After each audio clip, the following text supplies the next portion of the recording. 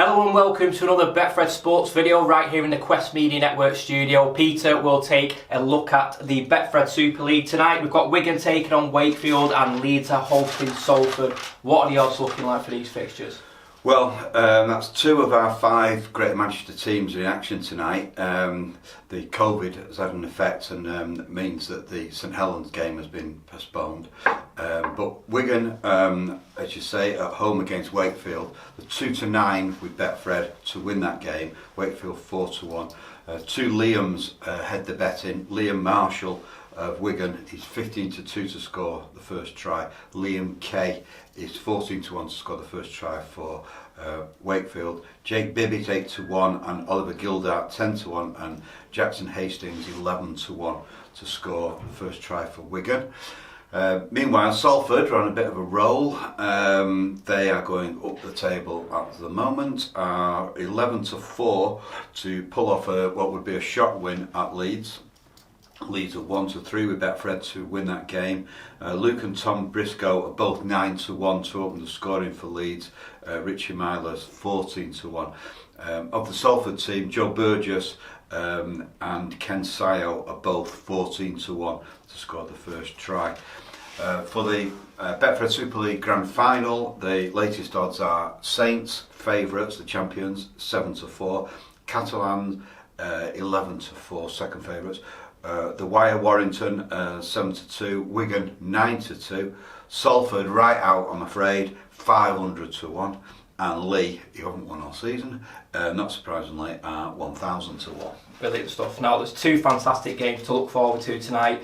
We were also looking forward to the Rugby World Cup, weren't we, or the Rugby League World Cup, but unfortunately this week Australia and New Zealand have pulled out due to COVID related issues. I mean, it's really disappointing and it's damaging for the sport. Well, it's extremely damaging, very disappointing. Your champions, Australia, and the powerhouse, the Kiwis, both out of it. It diminishes the competition quite dramatically. It's like having a World Cup without any Europe. It's that serious.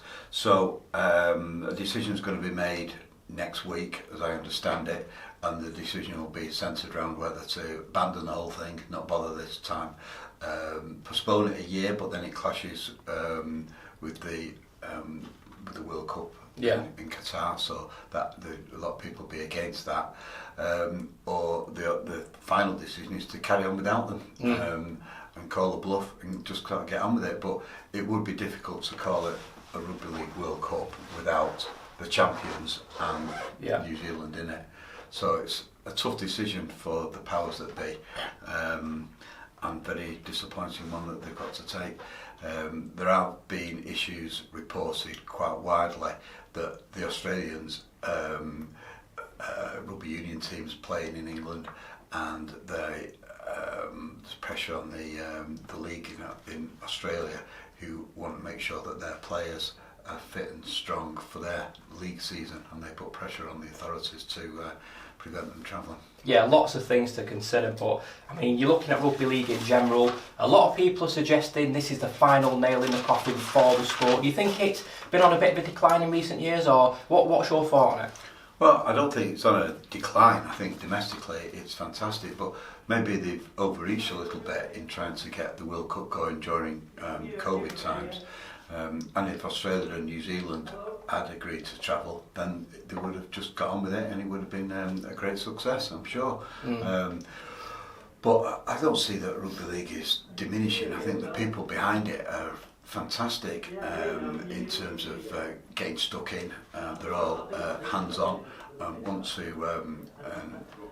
to achieve things with what is a great sport.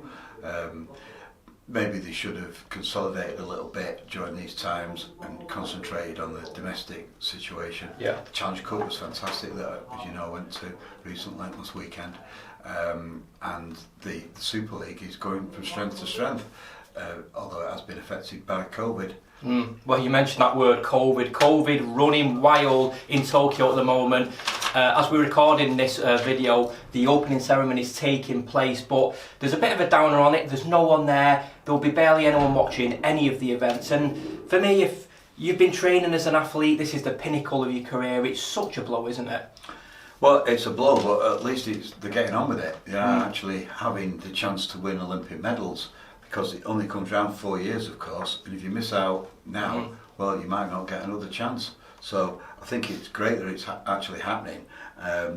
At Betfred, it's hard to set the odds because of the COVID situation, but we do have odds in all the races. But Dina Asher-Smith, she's causing a stir of interest amongst our punters. She's 5-1 with Betfred to win a gold in the 200 metres. She's third favourite for that. And in the 100 metres, she's also third favourite.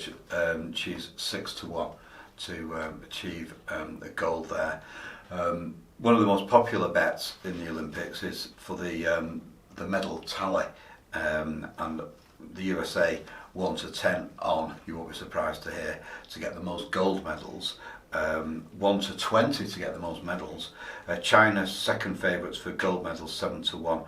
And if you're really patriotic, you really do think England are going to do to dominate the world in sport as they potentially did in London or really grabbed the headlines in London.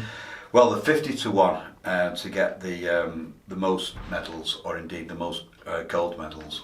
There you have it then. Great Britain to win most gold medals, 50-1 at Betfred. Peter, it's been great having you on once again. And if you do fancy a punt on the Olympics or any of the rugby league fixtures, Betfred stores are now open, but you can also bet online and via their app.